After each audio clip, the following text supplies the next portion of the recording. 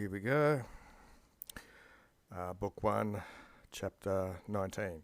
The Historia, the history, super, he's using it like day as usual, concerning of the Sibylline books and concerning Tarquinius Superbus, Reg, king.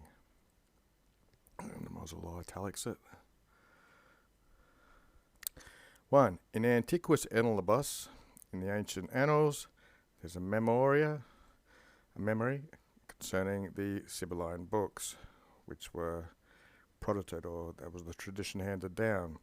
There was a hospita anus, it's an old woman who was a guest, and incognita, she was unknown, ad Tarquinium, superbum regum, who edited, she's got ad twice, adds in the verb and add in the preposition.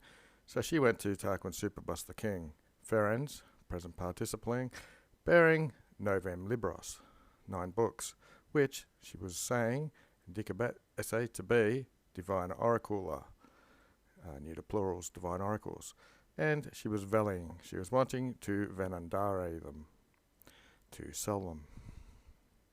3 very short chapters. Tarquinius, the price, the pretium per contatus est. He inquired or asked about the price. The mulia, this is the anus, the old woman, she's now mulia here, which is more used for a married woman. She proposcated. She demanded, in early Latin they even do it with E's there, but become with O's there. Inimium, she was demanding too much and an immensum pretium, so an immense price. 4. The rex, quasi, as if the anus, as if the old woman was desiperated, she'd become a bit unwise, or by aetate, by age, if she'd become senile basically. He derisited, he laughed. 5. Then illa, she, coram, adverb, face to face with him, opponented. She placed a foculum, literally a little fire, with an ignis, with a fire, little brazier or something they call them, a little burning thing anyway. And tris libros from the novem, 3 books from the 9 she diurided, she burnt. And equid, meaning a question, usually means at all or what at all.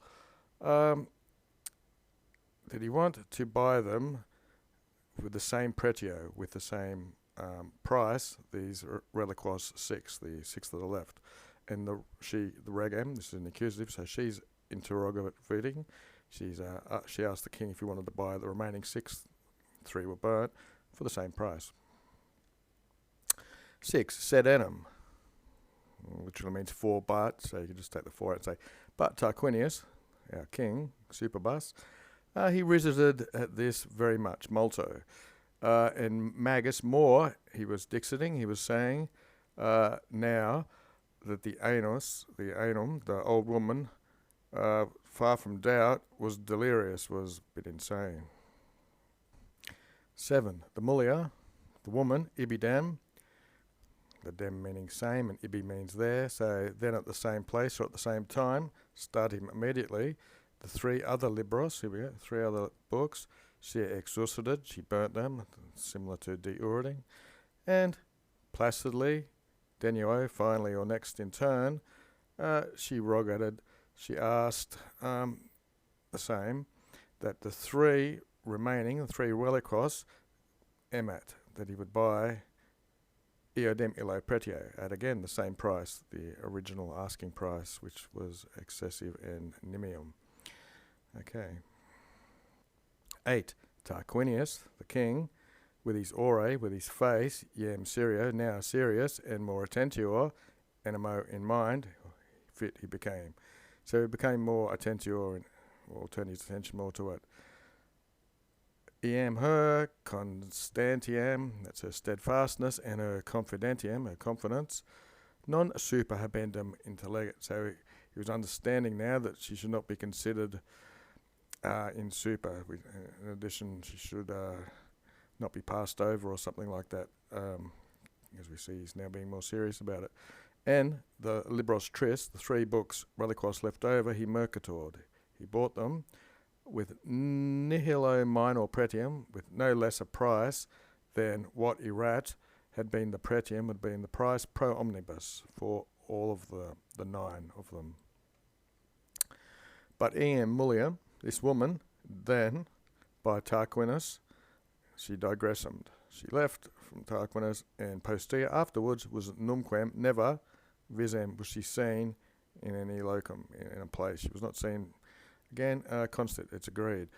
10. The Libri Tres, the 3 books were condited, they were hidden away in a sacrarium, so some sort of shrine, and or pelatide, the Sibylline books. To these books, which are male, as if to an oracle, the quin decemviri would adeunt to. The 15 men would go to them when die immortals, when the immortal gods needed to be consulted, that's the gerund form, publicly, or for the public's sake maybe. 20.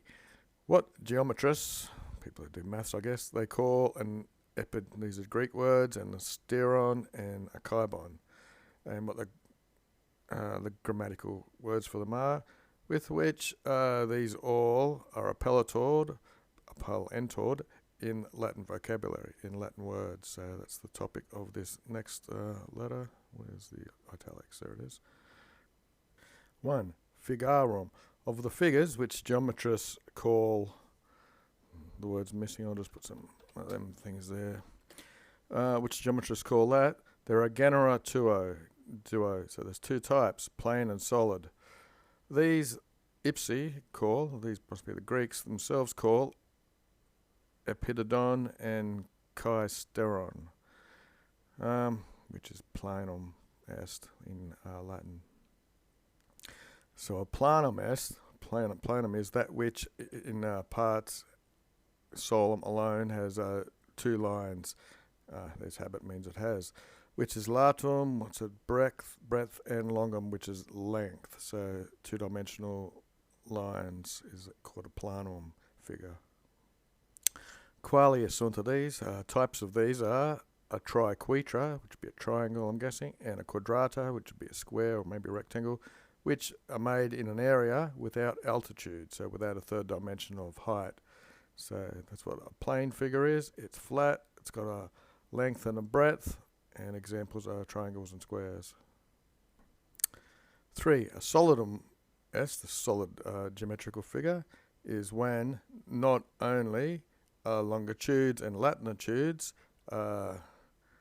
planes lineam efficiat, so they make a number of lines not only with width and breadth, but even they extol altitudes. They come up into the 3rd dimension. Of which quals, or which types, almost meta is usually the boundary or a turning point in a race. I think it's also a cone figure. So this looks like the top of a triangle, which are appellated pyramids. So if you make a triangle in the 3rd dimension, it's a pyramid. Or of the types, the qualia, which are quadratas. Of the square, which ones? The square undique on all sides, which they call cubus, some sort of Greek word, and what dicomus, what we call quadrilateral, I don't know, some sort of square in the 3rd dimension. 4.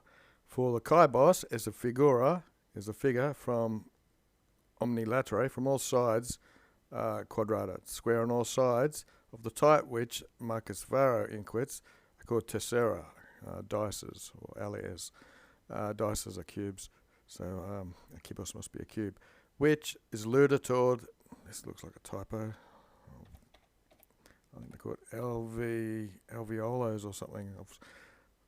You said these are little basins. I've seen, I've read somewhere they would go along even on their wagons playing dice that roll them in these little alveolos, from which itself these dices are called kyboi also. 5. In numbers even, similarly, it's called a kybos, when all sides of the same number are equally resolved in themselves. So if you've got a dice, this must be about cubing. Just as is what fits, what happens when 3 is ducanted, let Turner 3 times 3 by 3. So you get a cubed number. 3 3s would be 9. and the number itself is terplicated. It's made threefold, so it's cubed. 6. Huius Numa. Of this number, Pythagoras says is considered a cube. It has a force of the lunar circuit or orbit maybe, of the orbit of the moon, he says. Because also the lunar orbem, or the moon lustrates, it travels in its orb in 7 and 20 diabuses, in 27 days. And the numerus ternio, which the Greeks, is a word missing from that? Anyway, which the Greeks have the tanta edon, have the same amount in a cube. So if you get 3 and you times it by 3, you get 9, and if you times 9 by 3, you get 7 and 20. So it's called the cube number. Okay, nearly done. Daily dictionary. So a meta, a cone or a pyramid. Yeah, you usually see it at race tracks, or even in Virgil in that boat race, they probably have metas in it. It's the boundary or the turning point at a circus or the goal in races. So yeah, there you go. It's the cone or a pyramid. So if you've got a triangle that goes upwards in the altitude, in the third dimension, it makes a pyramid. Linea autem, moreover, however, is said by Nostres, by us, which the Greeks nominate or call a gremon. Marcus Varro defined it, this linea, which is female, as ita, thus. A linea est, he says, a longitude, or a certain longitude, without latitude and altitude. So it's a line, but it doesn't have breadth or height. 9. Euclides, however, or moreover, more breviously, as said, it is praetermissing, is passing by in altitude, or missing altitude. A gremma, he says, is whatever that is, mikos aplati, something Greek, which to be expressed in uno latino verbo, in one Latin word, you're not able to do. Nisi, unless you dare, taking the infinitive, to say inlatable. It doesn't have a side, or it's it doesn't have that length expressed, or something like that.